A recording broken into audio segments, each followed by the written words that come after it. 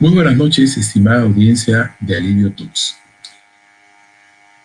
El Facebook Live, que es auspiciado por Alivio, la plataforma de profesional de telemedicina que opera en 13 países de Latinoamérica.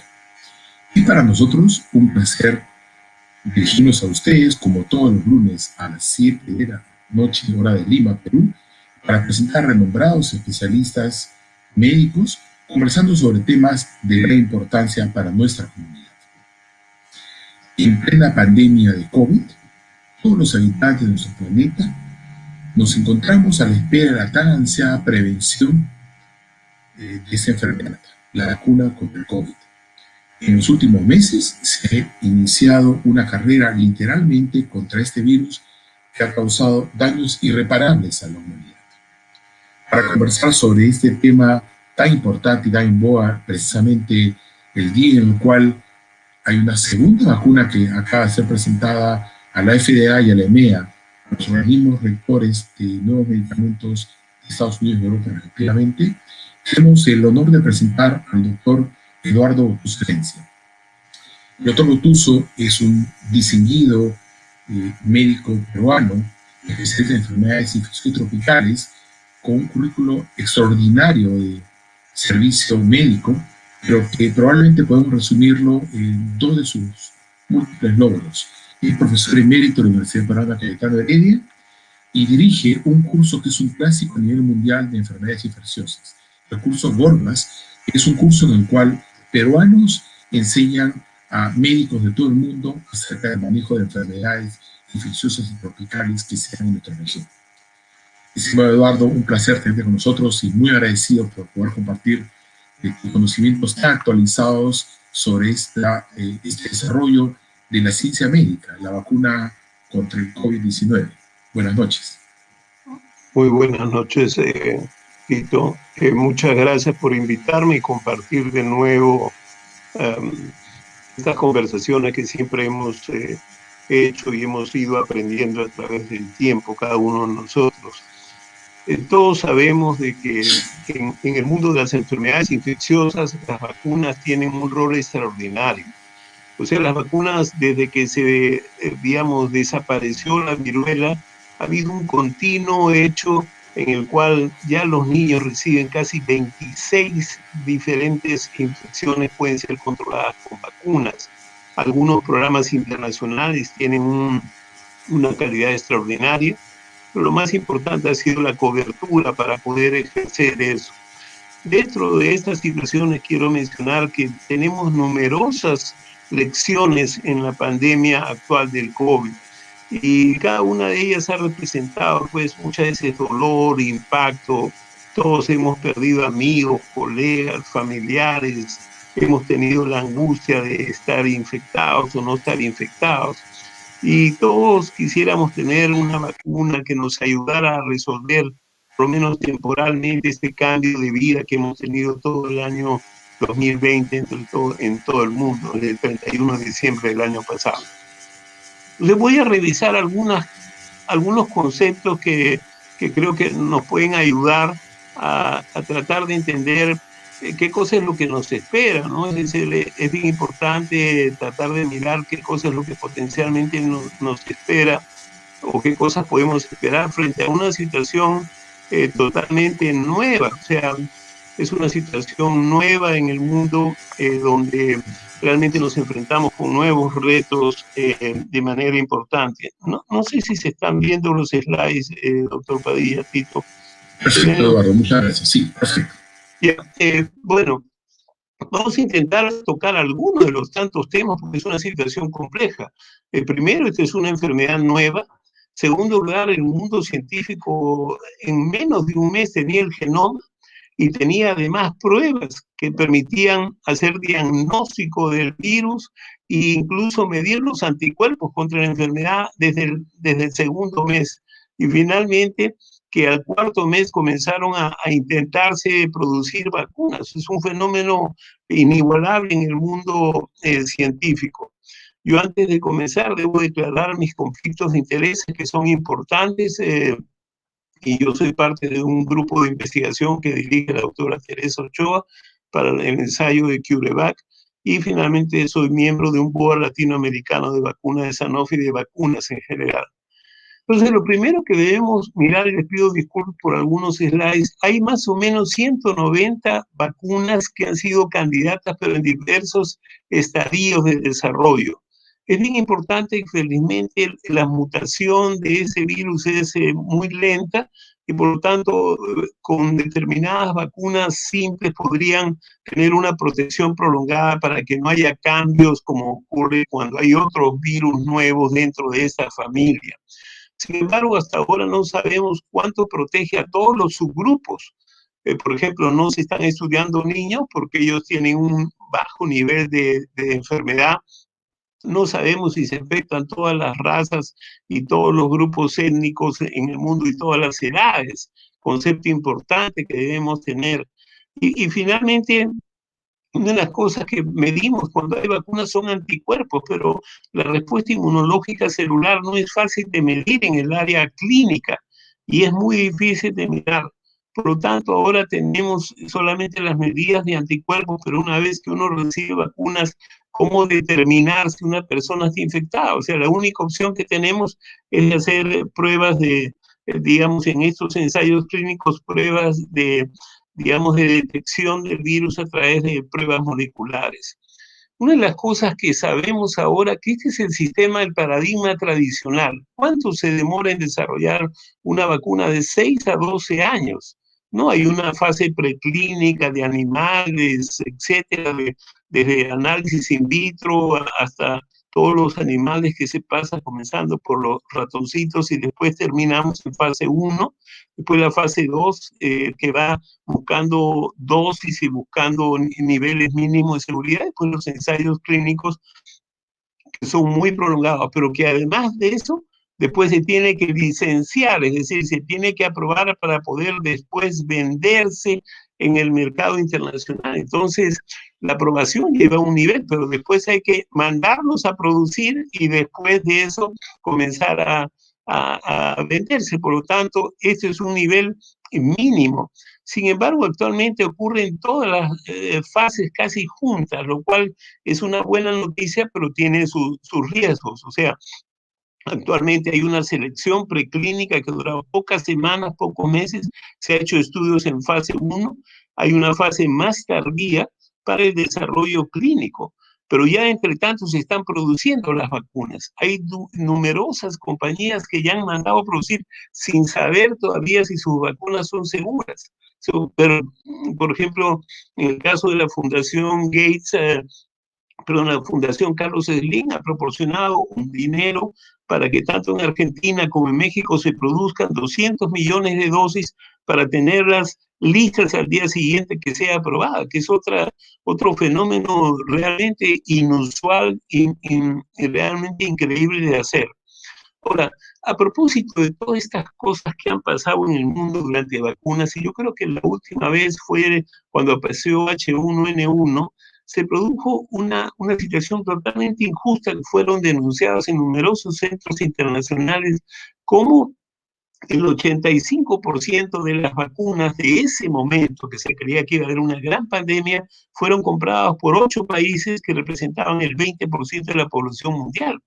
Entonces, eso ha creado pues muchísimo malestar, especialmente en nosotros, países del tercer mundo. Entonces, se han creado alianzas estratégicas que pueden ser importantes. Una de las primeras cosas de esta alianza estratégica llamada COVAX, que actualmente se llama CEPI, es desarrollar una cartera grande para diversas vacunas candidatas en cualquier pandemia. Si aparece una pandemia, tiene que seguirse más o menos los mismos niveles. Pero además, en el caso de COVID, es administrar 2.000 millones de dosis para fines del 2021. Pero fíjense que 2.000 millones de dosis son 1.000 millones de personas. Y eso significa solamente la séptima parte de la humanidad. De todas maneras, ese es un trabajo importante donde se trata de garantizar un acceso justo y equitativo a las vacunas, por lo menos para la población de más alto riesgo.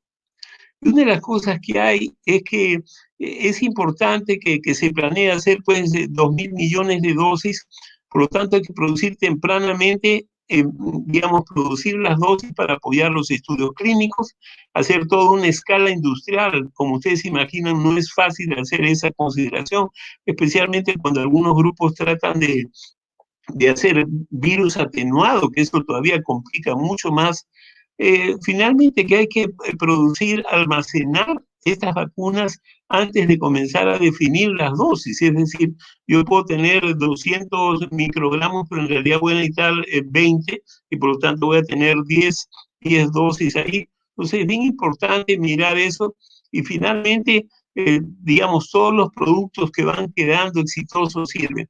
Este es más o menos digamos, los grupos que el BOAR están pues desde la industria farmacéutica como Takeda y algunas otras compañías, pero también están la Fundación Gates, está la Organización Mundial de la Salud y diversas instituciones, digamos, la Escuela de Medicina Tropical de Londres, y estos son todos los países que están invirtiendo en este fondo de manera notable. Y aquí aparece el Comité Asesor Científico, como ustedes ven, está el CDC, Takeda, o sea, está la industria, está el FDA, están universidades, tanto europeas como americanas, etcétera. Estos son los grupos coordinadores que son importantes para hacer, y estos son los socios, y en algunos de esos socios también son países como el Brasil, la India, etcétera. O sea, esto lo que pretende es una parte de la mirada de la cuestión de las vacunas.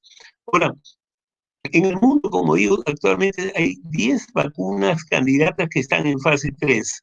6 de ellas se están haciendo en el Perú en estudios voluntarios. Aquí quiero hacer una mención, y disculpen que haga una mención, porque yo creo que este es un reconocimiento a los investigadores peruanos, que ha permitido romper unos mitos que durante un gobierno anterior se crearon, juicios en contra de los investigadores, incluso los investigadores pediatras fueron acusados y después que hicieron así durante 2 años una exploración de todos los estudios, demostraron que los pediatras habían hecho exactamente lo mejor de la investigación peruana. Y sin embargo ya no lo pusieron en público. El público se quedó con la idea de que en el Perú se hacían cosas incorrectas del mundo de investigación. Hoy en día la humanidad reconoce que el Perú es uno de los tantos países que tienen capacidad de hacer investigación. Es más, 6 de las compañías, una de China, una de Alemania, una de Inglaterra, 2, 3 de Estados Unidos, vienen al Perú a hacer esa investigación, reconociendo los grupos peruanos. Incluso hoy en día la población entiende lo que es hacer un ensayo clínico, lo que es placebo, y mucha gente se pregunta por qué no están estudiando a los niños, cosa que fue denigrado hace 6 años en este país y que creo que es un momento de decirlo. ¿Cuál es la vacuna que protege mejor? No lo sabemos. ¿Cuán segura es por cuánto tiempo? No lo sabemos. Para eso, las investigaciones a mediano plazo van a ser importantes. En ese momento, por ejemplo, ya hay varios estudios, pero el que comenzó primero fue el de la Universidad Cayetano Heredia con la Universidad de San Marcos, enrolando voluntarios de la vacuna china. Asimismo, sabemos que hay 151 vacunas en fases iniciales preclínicas, incluso una que se está haciendo en la Universidad Cayetano Heredia, con un grupo de profesores de medicina veterinaria, un grupo de ciencias básicas. Hay 42 que están en fase clínica, hay 10 que están en fase 3, que incluye diversos orígenes. La rusa, que se llama Sputnik, China, Alemania, Inglaterra, Japón, India también tienen vacunas que están en esa fase.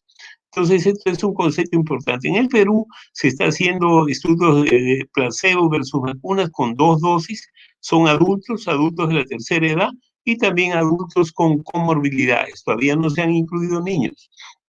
Una de las cosas importantes es que el SAR tiene diversas actividades y que es importante mirar que estas son las proteínas que se saca, y este es la famosa espiga de proteínas que se trata de usar y recombinar para producir, digamos, nuevas vacunas. Y finalmente hay unas vacunas que nunca han sido licenciadas, que existe muy poca experiencia en el ser humano y que esto va a ser importante. Son, digamos, lo que hacen es introducir esta espiga dentro de estos, digamos, como elementos que permiten, digamos, incluir ahí, poder pasárselos al ser humano de manera importante. Esto que tienen una interesante propuesta, es primera vez que se van a usar en humanos.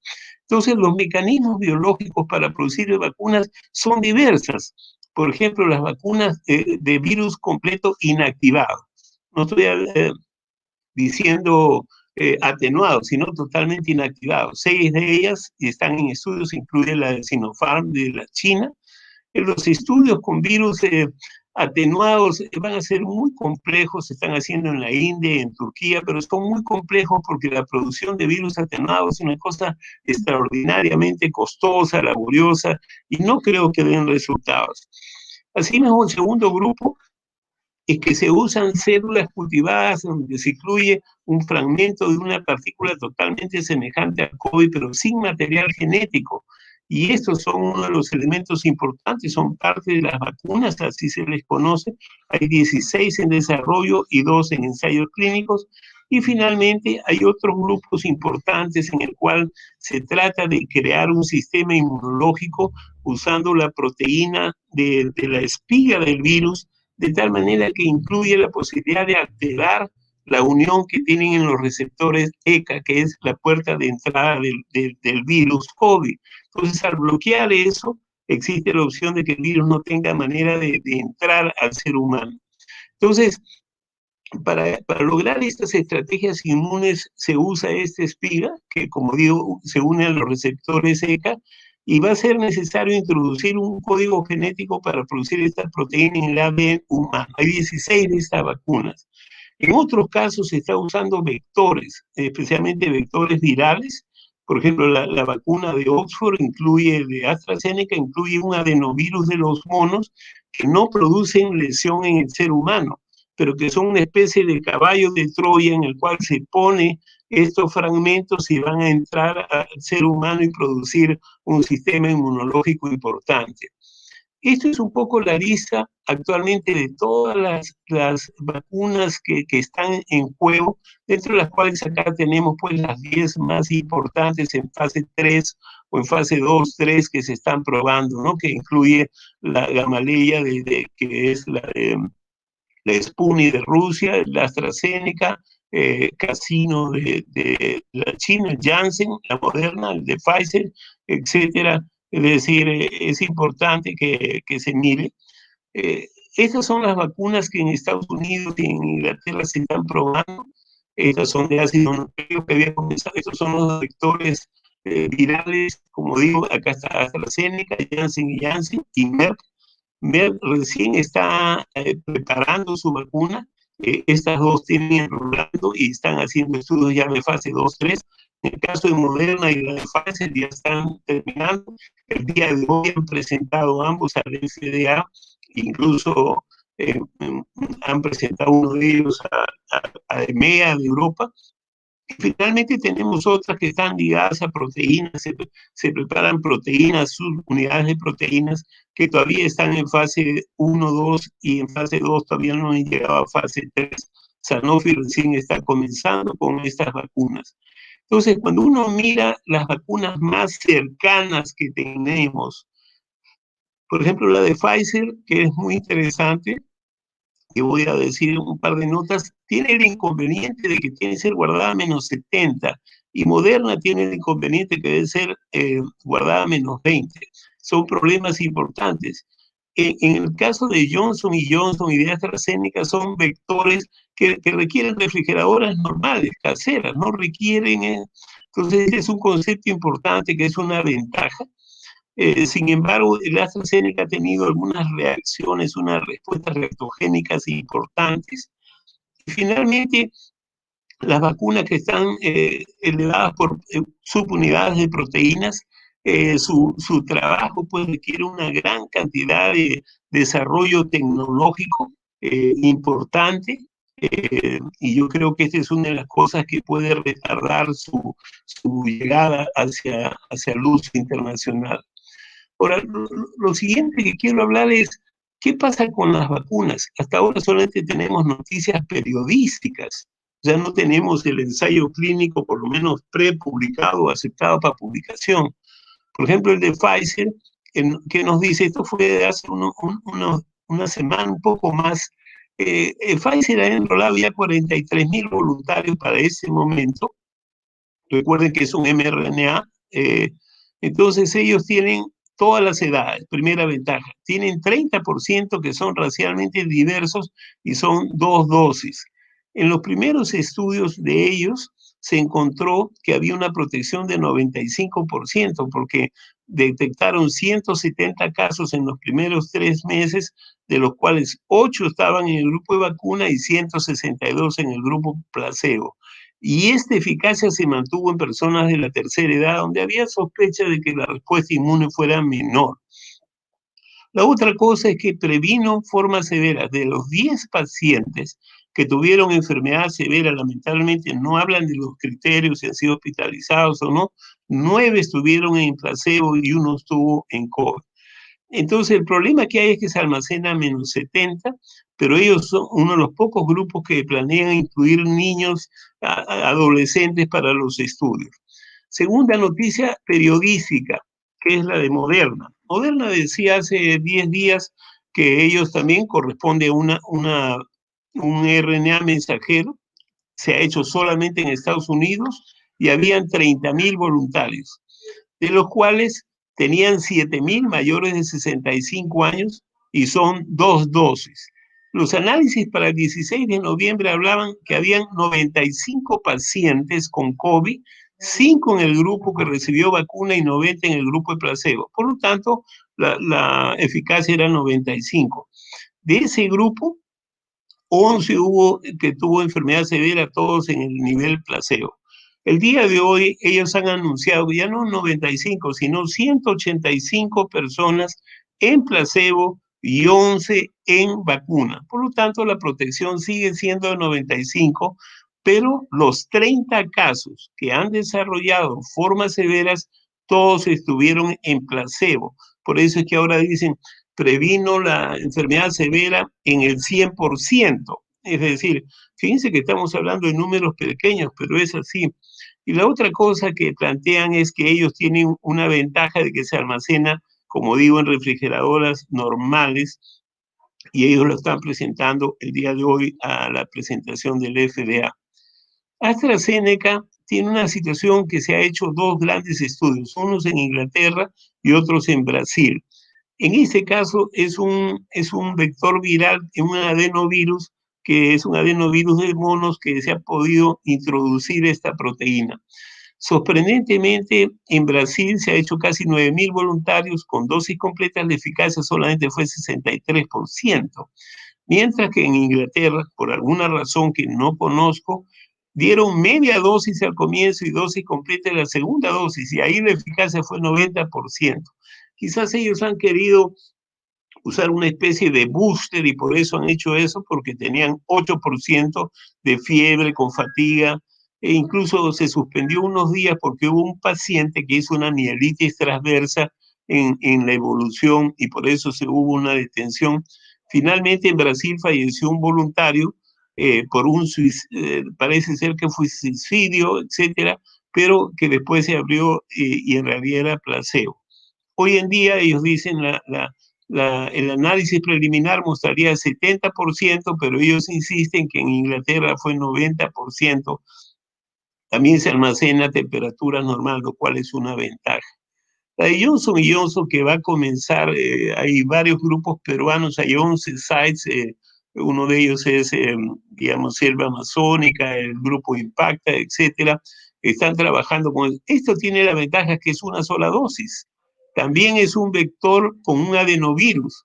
Y finalmente, acá se suspendió el estudio por un probable evento adverso que después se ha reconocido que no era tal, y ahora ha aparecido un segundo estudio que quieren incluir 2 dosis. O sea, quisieran estar seguros de que la respuesta es más sostenida y por eso hay 2 dosis.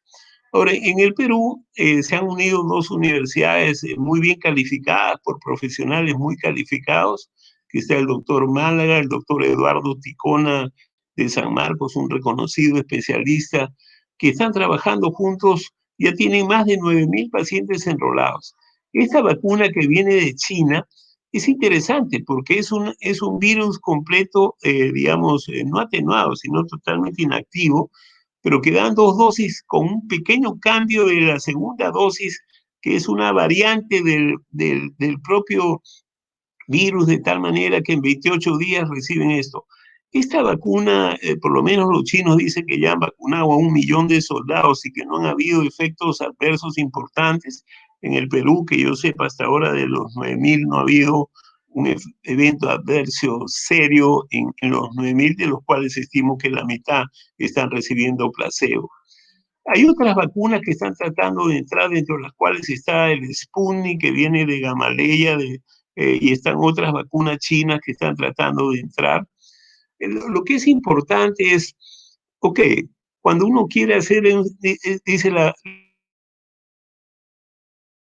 vacuna ha sido eficaz, ha sido demostrada por un análisis interino, ok, ha sido aprobada, pero todavía no tenemos suficientes vacunas, ha sido aprobada y tenemos alguna cantidad inicial, pero todavía no hay una recomendación formal para qué grupos de riesgo. Cuarto paso, la vacuna ha sido aprobada, hay más cantidad, solamente recomendaciones oficiales. Y finalmente la quinta, ok, ha sido aprobada, se recomienda en todos los grupos y puede ser de uso rutinario en el sector público. Entonces, el desarrollo de vacunas corresponde a este paso preclínico, corresponde a todas las áreas clínicas, pero corresponde a este problema serio que es la producción de las vacunas, que felizmente se están haciendo antes que sean aprobadas. Y entonces tenemos ya muchos millones de dosis como en 5 compañías, y después viene el tema de distribución y mantenimiento. O sea, desde las aerolíneas han comenzado a tener todo un plan para volar con estos equipos que deben mantenerse una temperatura muy especial, lo cual hace que las aerolíneas también tengan que tener una preocupación importante de qué cosas están transportando. Y finalmente viene pues el área importante de vacunación. Y entonces ahí es donde viene toda la pregunta, es a quién vacunar, cómo será el orden. O sea, lo primero que debemos saber es si la vacuna es buena, si la vacuna ya ha sido aprobada. En segundo lugar, ¿cómo lo vamos a hacer? Vendrá en dosis únicas, probablemente va a ser dosis múltiples, que cuánto tiempo una vez que ustedes abren se va a poner. Y finalmente el personal de salud, más el personal de las Fuerzas Armadas y Policía, los bomberos y el personal de servicios básicos del país, o sea, la luz, el agua.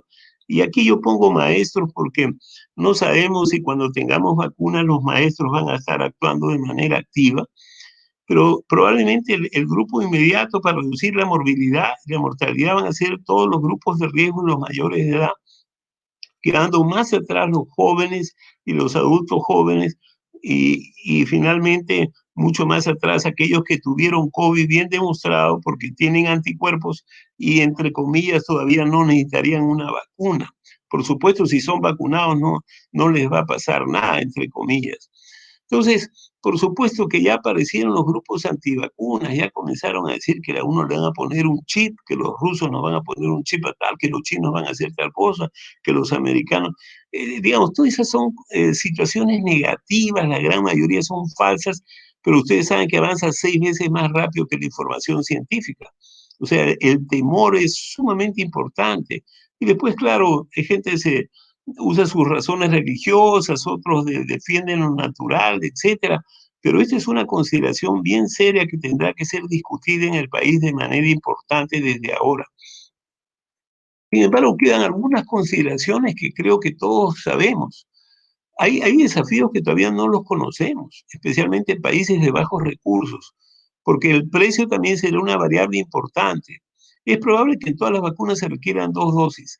Por lo tanto, hay que vigilar cada lote. Nosotros tuvimos hace años una amarga experiencia con un lote de una vacuna de fiebre amarilla que estaba bien preparada, estaba bien las cepas, estaba bien estudiada. Sin embargo, hubo 4 fallecidos en una vacunación después de un terremoto en mi tierra natal, en Ica. Entonces, tiene que vigilar, si aparecen efectos adversos, inmediatamente anotar con qué lote tenemos. Hay que mirar qué cosa va a pasar con otras poblaciones. Hay que tener, felizmente ya se han hecho mapas de cadenas de frío, pero también no conocemos cuánto tiempo dura y cuál es la necesidad que vamos a tener de un refuerzo. Eso no lo podemos resolver ahora. eso solamente va a ser las investigaciones futuras.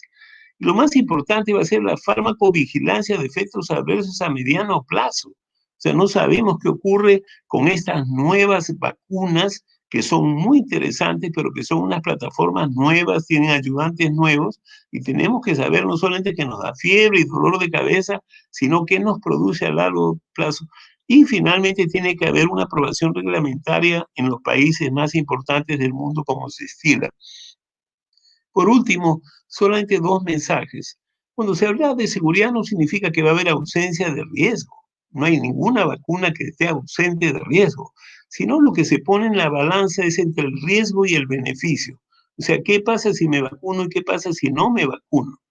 Los objetivos de la vacuna deben ser dos: reducir el curso severo y la mortalidad, que eso parece ser que una de las cosas iniciales. Lo que no sabemos es si se va a reducir el impacto de la transmisión, porque podría decir que no hay formas graves, pero resulta que tenemos virus eliminando y eso va a tener que estudiarse. No es fácil de estudiar en una comunidad que uno esté dosando virus a las personas, eso es sumamente caro. Por ejemplo, en el Perú no podemos hacer eso, sino más que en programas de investigación.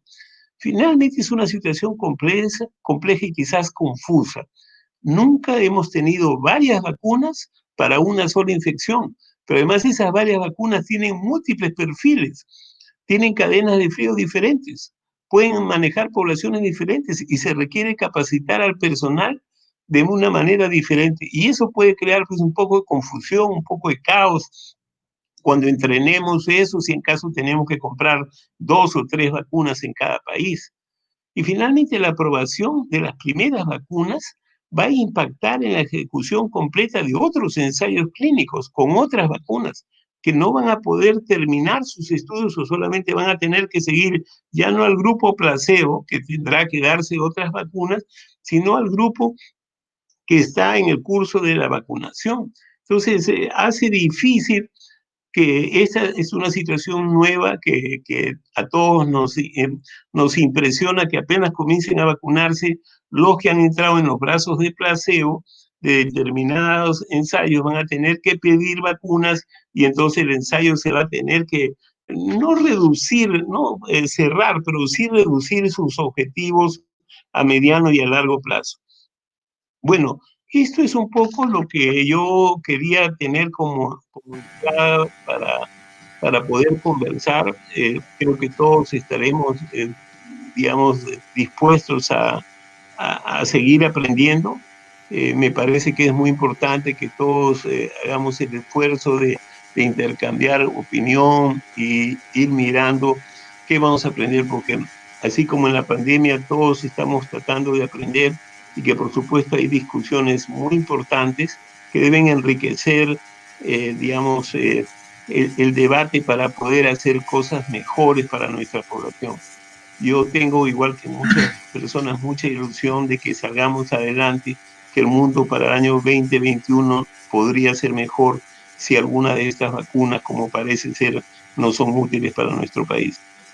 Eso sería mi resumen de mi presentación, Tito, doctor Padilla, y podemos conversar o trataré de ayudar en lo que yo pueda. Muchas gracias.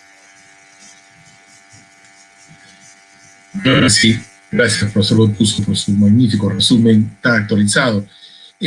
Como bien dice, esta pandemia nos ha causado daños irreparables a la humanidad. Sin embargo, tenemos que ser positivos y sacar adelante el aprendizaje.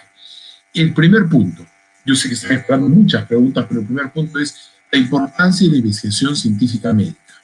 Creo que es importantísimo que nos recuerde lo importante, porque discúlpenme, que nos hemos dedicado a la investigación. Yo reconozco públicamente que el profesor Lotuso es mi maestro en investigación. Yo investigo hace bastante más de 30 años. Sin embargo, el profesor Lotuso tiene una experiencia mucho más amplia y casi hemos sido perseguidos, como usted bien lo dijo, porque nos parecía como si estuviéramos haciendo daño más bien a los sujetos de investigación, ¿no? Y ahora claramente el desarrollo de vacunas pues muestra los enormes avances que nos están brindando. Cuéntanos, por favor, usted ya lo ha explicado, un poco más en detalle, estos pasos de fase 0, fase 1, fase 2, fase 3, que ahora tan comúnmente se están conversando, y normalmente cuánto tiempo toma para el desarrollo de una vacuna No una situación de pandemia Y como esta, normalmente profesor una Montes. vacuna, incluso eso, el propio presidente de Merck decía, ojo, de que si nos movemos rápido podemos saltar algunos pasos indispensables. ¿Por qué? Porque el desarrollo de vacunas, hasta que la vacuna esté puesta en un ser humano vacunando a toda una población, lo mínimo que se demora son 5 años, así de muy buen apuro. La mayoría demora un poco más desde que tú diseñas hasta que tú lo tienes puesto en una comunidad. Eso yo creo que es importante.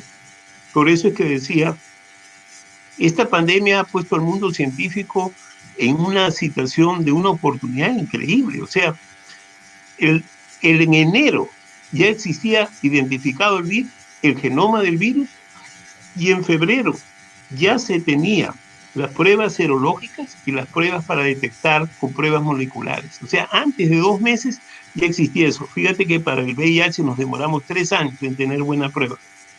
Entonces, y es una prueba tardía, tienes que esperar 15 días para que por primera vez tú sepas si uno tiene VIH.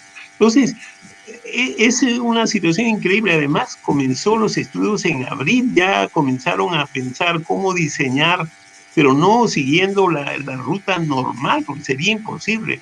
Ya pasó con el ébola, que cuando desarrollaron cosas, ya desapareció la epidemia del ébola en África.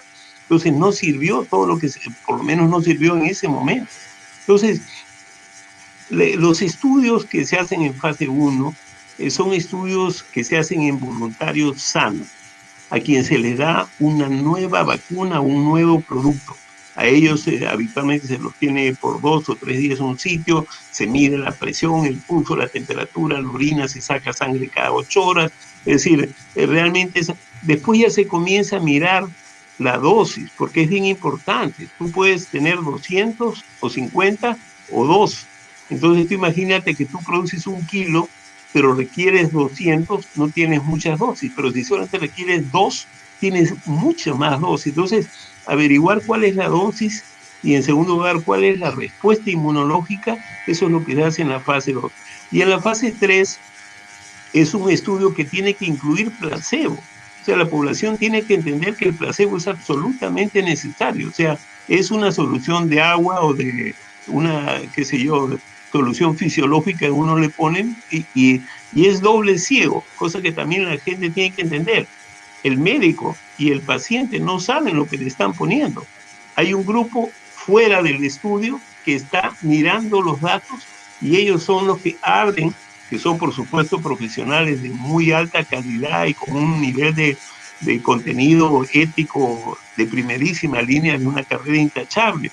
Entonces, esos estudios se hacen para poder demostrar que A es mejor que B o que A. ¿Qué pasa si, como ha pasado, por ejemplo, en los estudios de tratamiento de COVID, Remdesivir, un gran sueño, no redujo nada la mortalidad de pacientes hospitalizados en un estudio que han entrado miles de pacientes? Igual pasó con la hidroxicloroquina y etcétera. Entonces, por eso es que se hace el placebo, porque uno tiene que ser mejor que el placebo. Ahora, la ventaja que hay de esto es que si tú miras los periódicos de hace 5 o 6 años, había una guerra sucia contra los investigadores en el Perú, que le cambiaron la imagen de muchos sitios porque la gran mayoría de la investigación venía apoyada por la industria farmacéutica que desarrollaba drogas, vacunas, etcétera. Es decir, equipos para prótesis, para marcapasos, para válvulas al cerebro. Todo eso pasa por un sistema de investigación. Entonces el Perú fue satanizado por determinados grupos, así como existen los antivacunas, existen la gente que está diciendo, no, estos son pagados por la industria y dicen mentiras, etcétera.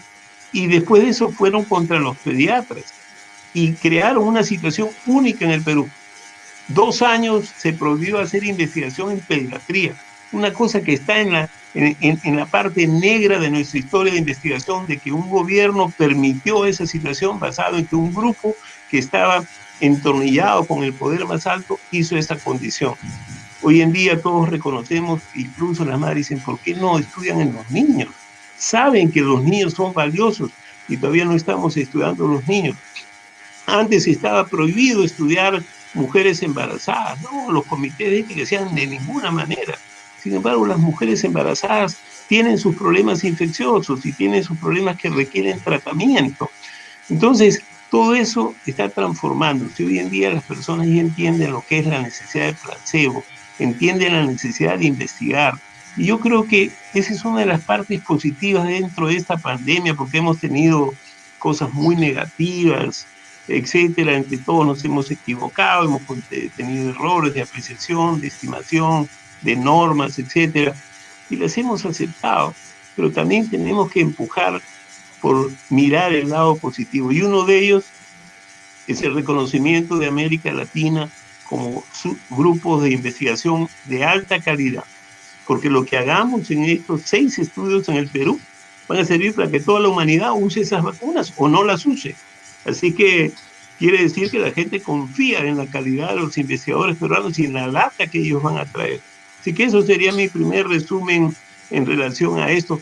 Y además debo mencionar que al Perú le costó más o menos, hemos calculado con Juan Luis Iribarren, más o menos 800 millones de dólares se perdieron, porque cuando viene un proyecto de investigación, las instituciones cobran su overhead, los profesionales que cobran tienen que pagar impuestos, que cuando entra un producto paguen la aduana, etcétera. Es decir, todo eso es un beneficio. Tú tienes que mandar la medicina, hay un mensajero, hay un courier, hay tal persona, hay un traductor.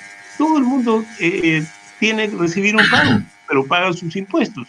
Entonces, desde ese punto de vista, si tú miras un presupuesto de 10 millones de dólares, el Estado se queda con 3 millones por lo menos, ¿de acuerdo? O sea, por ser el socio de los investigadores. Entonces, la investigación debe ser promovida. Traer ciencia, cultura y humanismo son obligaciones de las universidades. Y hacer investigación, por supuesto, ahora lo hacen incluso, ya no universidades, lo hacen organizaciones, ONGs, etcétera, que me parece muy bien. Es decir, es nuevas posibilidades de trabajo y de calidad, etcétera. Así que eso sería mi primera respuesta, Tito. Disculpa que me haya extendido, No, pero estupendo. Es esto importantísimo. me agarra así en el centro de mi espíritu. Sí, agradecemos a muchos colegas, muchos amigos, el doctor Car Morales, el doctor Carlos Bengoechea, que están enviándonos justamente comentarios, la señora Mírez también. Hay algo que quería comentarle. Cuando hacíamos investigación de desarrollo de nuevos medicamentos, también los pacientes nos preguntaban una pregunta: ¿y por qué lo hacen en países pobres? Porque nos satanizaban, como si que Perú era un país pobre y que por eso programamos los medicamentos en los países pobres. Sin embargo, les mostrábamos que los países élites en el mundo eran quienes probaban. Aquí hay mi pregunta, que usted bien ha señalado que algunas vacunas han sido probadas en diferentes grupos poblacionales y otras solamente en Estados Unidos o otra en Brasil, solamente en Inglaterra. Eso es importante, que una vacuna es más segura cuando se pruebe en mayores grupos poblacionales diversos. Ahora se está entendiendo eso, porque claro, tú no sabes los genes de... Por ejemplo, los holandeses han estudiado que ellos han tenido formas clínicas severas porque tienen unos genes que favorecen que el virus los lesione. Entonces, yo creo que es bueno que se hagan más estudios. Ahora, es cierto de que en cada país tú vas a estudiar, por ejemplo, ¿dónde vas a estudiar tuberculosis? Vas a estudiar en los países donde hay tuberculosis. ¿Vamos a hacer un estudio de encefalitis japonesa? No, porque no tenemos esa enfermedad. O sea, tenemos que estudiar las enfermedades donde tenemos. Entonces, por eso es que se busca hacer estudios en los sitios apropiados, no es que se hace en los países pobres. Por supuesto, si hablamos de una enfermedad como esclerosis lateral amiotrófica o esclerosis múltiple, donde hay mucho más en el norte, pues se hará allá en esos países. Una enfermedad neurológica degenerativa se hará allá. Por supuesto que hay casos en nuestros países, más están allá, entonces allá será. Porque cada enfermedad se estudia en los sitios apropiados, no es que haya que se hacen investigaciones en los sitios pobres. Te recuerdo que el 70% todavía de la investigación se sigue haciendo en países del primer mundo. Y nosotros, al contrario, decimos que vengan a hacerlos en nuestros países. Nosotros demostramos ser tan buenos como los investigadores del primer mundo. Bueno, ahora vayamos un poquito a conversar sobre probablemente uno de los puntos que más les interesa a nuestra audiencia. Es cómo se hacen las vacunas. Las vacunas que siempre se han usado y que han tenido tan buenos resultados para la humanidad, se han hecho, como usted bien ha señalado, de gérmenes que estaban o muertos o inactivos, quiero decir mejor, inactivos, o sea, que no tenían actividad, pero sí emergía una respuesta nuestra, o de fracciones de estos virus o bacterias que se había estudiado que al ingresar a nuestro organismo desencadenaban que nuestro cuerpo preparara sus defensas, ¿no? Estas mismas técnicas también se vienen utilizando, como usted ha señalado, para crear estas vacunas contra el COVID, ¿no es cierto? Pero también hay una técnica nueva que es la del RNA mensajero, que todo el mundo lo conoce, ¿no? ¿Qué diferencia tiene, por favor? Sé que lo he explicado en su presentación, que nos puede aclarar un poquito más, porque esta es una vacuna absolutamente nueva para la humanidad. Esa metodología, quiero decir, ¿no? Sí, digamos, esto tiene varias ventajas. La ventaja de que el diseño es más teórico y inmediatamente se puede producir más rápido, se puede producir masivamente y no requiere tanto control genético como se hace cuando tú estudias, por ejemplo, un virus atenuado o cuando tú introduces un sistema dentro de una célula humana.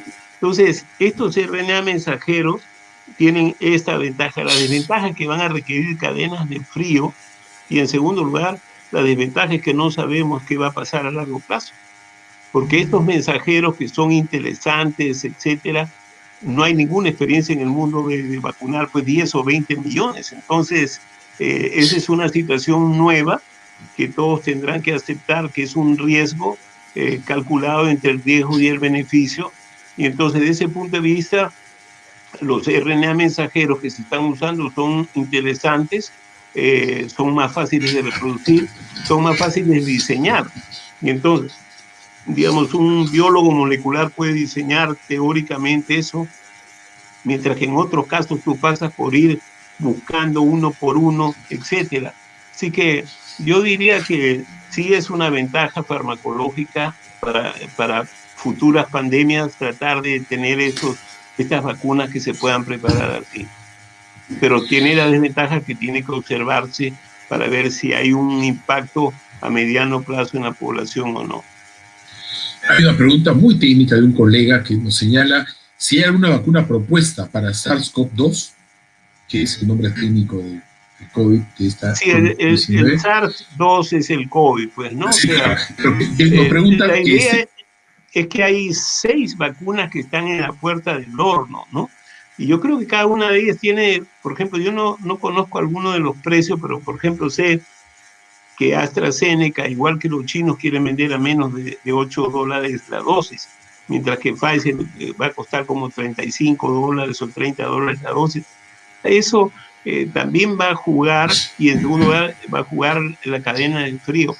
Ahora, ¿cuál va a salir primero? Digamos, yo tengo la impresión de que Moderna y Pfizer casi van a ser aprobadas muy juntas.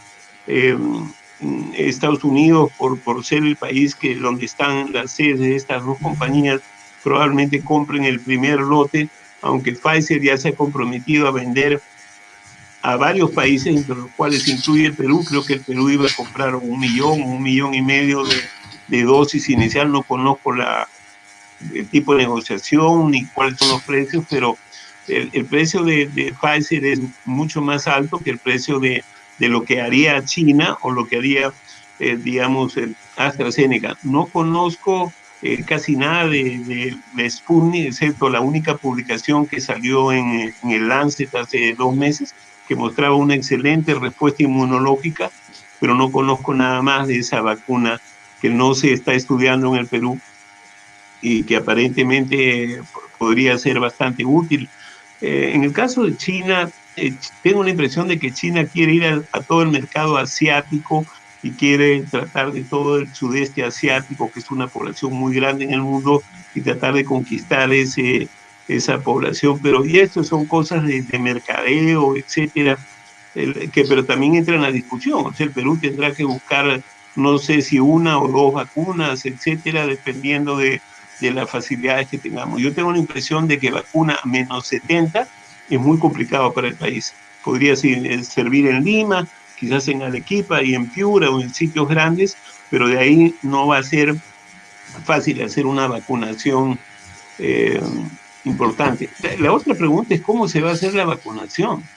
Yo escuchaba al doctor Luis Suárez una propuesta interesante, que es que ellos quieren usar el sistema de vacunación a los adultos de 18 para arriba, como en la mesa donde tú votas. ¿Dónde vas a votar? Acá. Bueno, una semana antes, una semana después, o cuando el Perú tenga las vacunas, iríamos cada uno de nosotros a nuestra mesa. Ahí hay 200 nombres y ahí está el nombre de uno y ahí voy y habrán 200 vacunas. Y eso va a servir. Es una propuesta interesante que están haciendo porque eso cubriría sin perder y sabríamos cuántas vacunas y cuántas personas han sido vacunadas al fin del día. Así, eso es uno de los tantos problemas que hay que mirar. ¿A quién se va a vacunar? ¿En qué momento? ¿Y cómo se va a vacunar? Eh, También comentó durante su presentación que la mutación de este virus es lenta. ¿Eso significa o puede anticipar de que solo vamos a requerir, sé que es, a ver, la pregunta que le voy a hacer es, quién sabe, no es el momento para hacerlo, pero podría anticiparnos de que probablemente solo 2 dosis, que es la mayoría de los esquemas, serían necesarias para una protección de por vida, a diferencia, por ejemplo, del virus de la influenza, que tenemos que vacunarnos anualmente? No, pero es que en influenza, perdón, para que no haya confusión, igual que el virus del dengue, en influenza cada año es una cepa diferente. Correcto, sí. Y entonces la inmunidad no es permanente, es una inmunidad específica para eso. Ahora sabemos que ya son 4 virus que están viniendo a la vez, o sea, no solamente los influenza A, sino también influenza B, y están los 2 subtipos, ¿no? Yamagata, las 2 familias están involucradas en influenza, pero cada año también hay un nuevo virus, cosa que se espera que podría migrar, o sea, que comience, como pasa, por ejemplo, con uno de los temas que pasa en VIH, donde hay una migración constante y cuando tú comienzas a hacer una vacuna resulta que se te vuelve ineficiente porque es otro virus que es parecido, pero que eso bloquea tu actividad de tu vacuna y que hace bastante complejo eso. Pero, digamos, los investigadores que hacen biología molecular reconocen que no hay grandes cambios y que potencialmente una dosis de vacuna podría ser adecuada. La otra cosa que esperamos y que se reconoce, después de 6 meses se han estudiado miles de pacientes y ninguno de ellos ha recaído. Los pocos casos que se conocen de recaída, la mitad de ellos son asintomáticos y son portadores de un segundo virus, la otra mitad son sintomáticos y son personas que tienen un grado de inmunodepresión muy especial. Y entonces, de 64 millones de casos que tenemos en el mundo, ahora hay 50, 60, hasta ahora registrados creo que hay 35 nuevas reinfecciones, que representaría que la persona que tiene anticuerpos por lo menos esté inmunizado. ¿Cuánto tiempo? No lo sabemos. Es una enfermedad que está en el mundo realmente de 10 meses, así que no sabemos qué va a pasar a largo plazo. Esperamos de que haya una protección como pasa para la mayoría de virus, mientras el virus no cambie mucho. Y esto es lo que hasta ahora se ha encontrado con el COVID, ¿no? ¿Qué significa comparar? Tenemos una pregunta del doctor Vado. En mi poco conocimiento es muy difícil contar en nuestro medio con una caña de frío de -70. Y considerando que, de acuerdo con Pfizer, llegaría a inicio solo el 10% de la población prioritaria a vacunarse en el primer trimestre. En su opinión, ¿quiénes serían los grupos de los primeros 1,5 millones de personas 10% a ser vacunadas? Gracias, doctor Vado. Sin lugar a dudas es el personal de salud, desde el médico jefe hasta el señor que hace limpieza. Todos ellos tienen que ser vacunados. Todos los que dan servicios en los hospitales, en los centros de salud, en las postas, todos ellos tienen que ser vacunados. La policía. Recuérdese bien que han muerto más de 200 policías por COVID. Y igual los soldados que están cuidando, los bomberos también han fallecido, los bomberos, que en este país son los únicos personal que es voluntario. Imagínate, son voluntarios, encima fallecen por cuidarnos. Yo creo que ese es el grupo que no hay duda que debe ser vacunado. El segundo grupo va a tener que ser, hay un grupo de personas que son indispensables para el país. O sea, todos los que manejan los sistemas de agua, desagüe y electricidad son un grupo que tiene que estar privilegiados. Ellos no se pueden enfermar. Imagínate que hubiera una epidemia y agarra todos los... y finalmente, si tú quieres reducir la mortalidad y las hospitalizaciones, tienes que vacunar a los grupos de riesgo. Yo creo que es el segundo grupo que tiene que entrar temprano. O sea, todos los mayores de 65 años y todos los grupos digamos, de alto riesgo. Dice, ¿El Perú ha transferido dinero para comprar? No, no lo sé, o sea, me indican que no hemos transferido ni se ha firmado la carta. La verdad que esa pregunta no la conozco, yo no Sí, participo en los grupos que están discutiendo las partes de... Hay un grupo especial en el Ministerio de Salud que tiene que ver con eso. perfecto. Otra pregunta. ¿Cuál es la vacuna que a mí me gustaría? Digo, cualquiera Sí, que me proteja. O sea, que me proteja y que no me haga daño. Para eso yo quisiera ver más datos. Aparentemente hay 3 vacunas que están dando resultados interesantes, ¿no? Moderna está dando resultados interesantes, no requiere muchos cuidados y luce muy buena. La de Pfizer también luce muy buena, pero tiene el problema. La de AstraZeneca, yo no sé qué ha pasado ahí, porque, digamos, ellos mezclan dos, una población brasilera que tiene solamente 70% y una población inglesa que además usa otro esquema, ¿no? Media dosis y una dosis completa. Y ahí sí tienen 90%. Ellos tendrán que estudiar bien eso. Yo tenía mucha ilusión de la de Oxford porque esa es la que ofrecieron hacer vacunación en América Latina a un precio bajo y en segundo lugar ofrecer a todos los países del tercer mundo como grupos prioritarios, etcétera. Yo he tenido mucha ilusión, sin embargo los resultados iniciales todavía no son tan buenos como los que están dando. Pero ojo que hasta ahora tenemos noticias periodísticas. Ustedes saben que en esta guerra de negocios hay que estar ahí mirando ¿cómo se llama? Con largavistas y estar disecando cada información hasta que salga la información científica.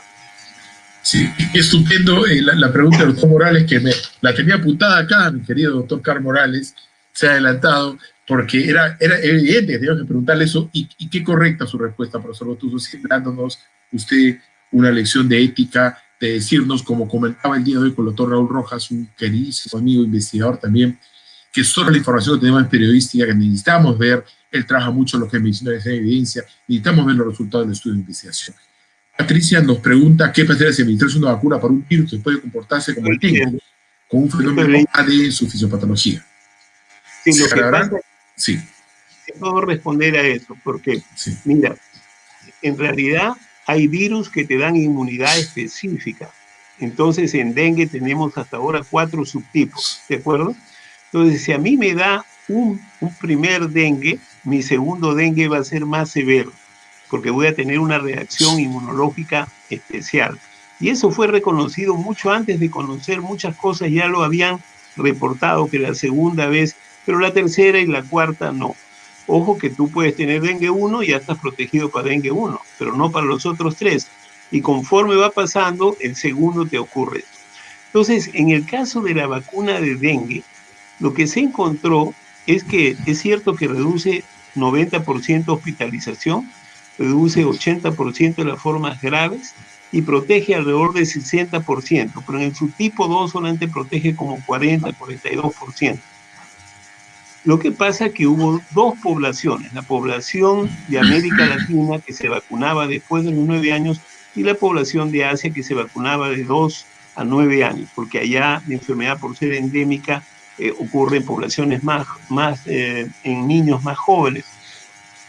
Esos niños que no tenían, perdón, que tenían, digamos, vacunas de dengue, perdón, dengue anteriormente, se portaron bien. Pero el que nunca había tenido dengue, lo vacunaste y ese era su primer dengue. Y cuando le vino el segundo dengue, el real dengue, resulta que hicieron formas más severas antes de los 6 años de evolución. Entonces, esa es una reacción que puede darse y que en el caso de esos niños en la zona de Filipinas especialmente, un número mayor de estos niños terminaron hospitalizados porque antes no habían tenido. Por eso es que ahora para vacunarte de dengue tú tienes que tener anticuerpos positivos. Entonces la vacuna de dengue se comporta como el segundo dengue y ya no haces esa reacción. Pero eso no va a ocurrir acá, o sea, no tenemos un segundo COVID, si en el futuro va a haber un tercer SARS-3 que podría haber, habrá que verse, pero no creo que sea importante. Estas vacunas se podrán aplicar a las personas mayores de 80 años. Los estudios hasta ahora en el Perú se están haciendo hasta los 75. Pero yo creo que sí, o sea, de nuevo, pondría en la balanza. No estoy seguro, pero si yo tengo una persona de 80 años saludable, lúcida, etcétera, yo sí la vacunaría. O sea, si yo tuviera 80 años, y ya me faltan algunos, no muchos, resulta que sí me vacunaría si estoy lúcido, estoy con mis neuronas todavía funcionando y estoy caminando solo en la calle, sí me pondría la vacuna, aunque no haya información. Pero eso el médico tiene que conversar con el paciente, tiene que discutir y decir, mire, estos son los beneficios, estos no son los beneficios. Y se lo tiene que explicar bien para que el paciente tome su decisión. Esta pregunta me permite también, nuevamente como pediatra, comentar acerca de lo que se llama uso fuera de etiqueta o uso off-label. El profesor Gutsu ha señalado que cuando sale esta vacuna van a decir, esta vacuna se puede utilizar entre los 18 y los 75 años, que es el grupo entre quienes se ha aprobado. ¿Por qué es importante realizar investigación en grupo pediátrico? Porque muchas veces no se realiza esa investigación, entre otras cosas, por lo que el profesor Gutsu ha señalado, y a veces no tenemos antibióticos nuevos que usar para nuestros pacientes de grupo pediátrico, que no están autorizados y tenemos que usarlo. Y es mucho más frecuente no solo en el Perú, en todo el mundo. Y eso se llama uso fuera de etiqueta. Por eso que es importantísimo realizar investigaciones en todos los grupos poblacionales y en todos los grupos de edad. Quería hacer otra pregunta.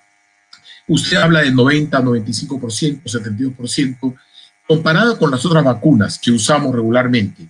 ¿Qué tan importantes son estas cifras? Digamos, que se tiene un 90% es muy buen nivel de protección para formas severas y para mortalidad frente a otras vacunas, como por ejemplo varicela o paperas, profesor Gutsu. Claro, lo que pasa es que esas son eficacias dentro del estudio. Cuando ya venga el estudio en población general, se verá cuánto de eso va a servir o no va a servir. Hay vacunas como por ejemplo la hepatitis A, que tiene una protección cuando han aparecido brotes de 100%, una sola dosis para una epidemia de una manera muy eficiente. Entonces, hay vacunas que tú requieres una sola dosis y tienes una inmunidad de por vida. Como muchos virus, tú tienes una exposición, te infectas y de ahí tienes inmunidad de por vida, como pasa con hepatitis A. Por ejemplo, la hepatitis A te curas y ya el resto de tu vida tienes anticuerpos y no te vuelve a dar. Así que yo creo que esta es una situación importante a mirar entre nosotros cuando hablamos de estas infecciones, cuando tú hablas de los niños o no hablas de los niños. Yo estoy de acuerdo que hay que hacer investigaciones en todas las edades, porque los niños se vuelven los reservorios de las enfermedades, etcétera, como pasa con varias, como digamos, pasa con varias enfermedades que los niños, pero además los niños también se enferman. Lo que pasa es que cuando tú estudias una vacuna, lo que te urge es aprobarla en determinada población. Tú recuerdas cuando se hacían los estudios de HPV. ¿Por qué se estudió en población de los niños y niñas? Porque cuando una mujer o un hombre a los 20 años tiene vida sexual, la mitad de ellos tienen papiloma. Entonces no era práctico hacer eso, tendría que irse más temprano. Sin embargo, ahora hay muchas mujeres o hombres que dicen, bueno, yo no he tenido práctica sexual, si quiero vacunarme y tengo 25 años. Bueno, vacúnate. Recién han comenzado a ser aprobadas años después, porque esa población se suponía que ya tenía infección, pero hay mucha gente que no, que han sido muy cuidadosos en su vida, tienen una práctica monogámica, etcétera, y dicen, no, yo prefiero vacunarme, está bien. Entonces, de nuevo, cada situación es diferente de acuerdo a la enfermedad que tú manejas y las poblaciones que tú manejas. Y por eso es que las compañías buscan determinado foco. En este caso, sorprendentemente van arriba de los 60 años, que en todas las vacunas no se excluye tener 60 años. Aquí se ha metido que el 30% de los estudios incluye personas mayores de 60 años para tener esa población también. Es una población justamente de riesgo, ¿no? Es una población de riesgo, ¿no? Nos pregunta también si puede comentar algo acerca de tecnología de nanoagujas para eliminar el tema de la cadena de frío. Sí, eso lo ha hecho, hay una compañía que está trabajando ese tema. Es un tema muy interesante porque no solamente cadena de frío, sino tú imagínate la cantidad de jeringas que se van a usar. O sea, estás hablando de 20 millones de dosis por 2, son 40 millones de jeringas que hay que tenerlas preparadas. O sea, no es solamente la vacuna, son las jeringas y todo eso va a ser pues una situación de tener unas farmacias extraordinariamente limpias, adecuadas para dar la cantidad exacta, sino preparar un prellenado, que el prellenado tiene que ser una sola dosis, que hace mucho más caro el sistema, ¿no? Sí, Que claro. son prellanados. Entonces, sí, yo diría que este sistema recién hay una compañía que se llama Innovia, que está haciendo este sistema que han consultado, que aparentemente es tan simple que no requeriría, digamos, sino como una pequeña escarificación y nada más por el mecanismo ese de actividad que eliminaría la cadena de frío, eliminaría incluso una pequeña puesta ahí, permitiría hacer eso. Pero eso todavía está en desarrollo. No hay ninguna vacuna en esa línea todavía. Está preparándose, que es un concepto nuevo, interesante. Por lo menos para mí me resultó interesante. Innovia, que se llama el estudio. ¿Por qué vacunar a aquellos que han tenido y está demostrado clínicamente y laboratorialmente que han tenido COVID? ¿Por qué No, vacunarlos? yo le he puesto abajo. Si Sí, yo sí, tengo sí. que hacer cola, le digo, tú te vas al último. O sea, si yo tengo 10.000 dosis, los voy a poner al último y no los voy a vacunar. ¿Te das cuenta? O sea, si yo sé probadamente que hay 1 millón de peruanos que tienen bien, ese millón de peruanos no deberían vacunarse por ahora. O sea, ellos deberían esperar más adelante que vacunen a su familia. Pero aquella persona que tiene diagnóstico claro o diagnóstico clínico de COVID, no deberían ser los primeros en vacunarse. Ellos deberían quedarse como el último lote. Dice una persona de 84 años que tiene diabetes y hipertensión, bueno, si está en buenas condiciones debería vacunarse sin problemas, pero todavía los grupos hasta ahora que yo sepa han estudiado hasta 75 años. Pero de nuevo, Mireya, si hay una persona así que está lúcida, que no está en peligro de morirse pronto, yo lo pondría el riesgo contra el beneficio. ¿Tiene beneficio vacunarse? ¿Tiene el riesgo de vacunarse? Y entonces tomaría una decisión con el paciente. Lo que no se duda, profesor Gotuso, es que debemos de vacunarnos. ¿Cuál debe ser nuestra actitud entonces frente en nuestro país a la primera vacuna que llegue? Somos profesionales de la salud, nos ofrecen la primera vacuna que aparentemente va a ser la de Pfizer. Usted señala que debemos esperar los resultados de los estudios. ¿Cree usted que estos resultados lleguen antes de que la vacuna se muestre en el país? No, el país no puede comprar ninguna vacuna si no está aprobada. De eso tenemos que tener bien claro. Que se esté negociando, por ejemplo, en COVAX, esta gran, digamos, un grupo internacional donde hay pues universidades, la Organización Mundial de la Salud, los países se están poniendo como su cuota para cualquiera de las vacunas que aparecen. Y el Perú también creo que está participando ahí. Es diferente la compra que se ha hecho a Pfizer, o se planea hacer, pero sea como sea, ninguna vacuna debe ser puesta si es que antes no es aprobada por alguna de las instituciones internacionales reconocidas. Llámese EMEA en Europa, la farmacopea japonesa, la farmacopea de Norteamérica o la farmacopea australiana, que son las 4 reconocidas en el mundo. Y esta aprobación va a ser una aprobación tal como hoy día lo presentó Moderna como de uso de emergencia. ¿Qué diferencia tiene esta aprobación de uso de emergencia frente a una aprobación convencional de otro medicamento o vacuna, profesor Gotuso? Claro, el uso de emergencia es porque ellos lo aprueban hoy día y mañana tienen el producto en venta, cosa que normalmente no ocurre. Tú te apruebas y recién comienzas a fabricar. Y en segundo lugar, porque estoy seguro que el FDA le va a pedir por lo menos 3 meses de observación o 4 meses, porque pudiera ser que hay un efecto interesante los primeros 2 meses. Entonces, sí, protegió, y por eso tienen una protección del 95%, pero a los 6 meses comienza a aparecer otros pacientes. Entonces, yo me imagino que le van a pedir varias condiciones. La primera condición va a ser un tiempo mínimo de observación de los estudios. Y la segunda es que tienen que hacer una vigilancia post uso de la vacuna. Porque como tú te imaginas, esto va a crear una situación seria a los otros estudios.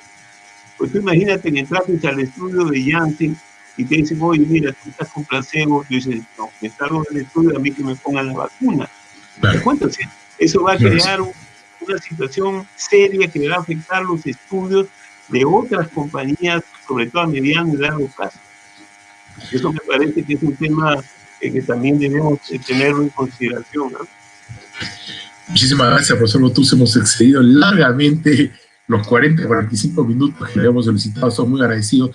Pero, por favor, tenga absoluta libertad para hacernos un comentario con su capacidad de síntesis de sus recomendaciones frente a este potencial programa de inmunizaciones o vacunaciones contra el COVID-19.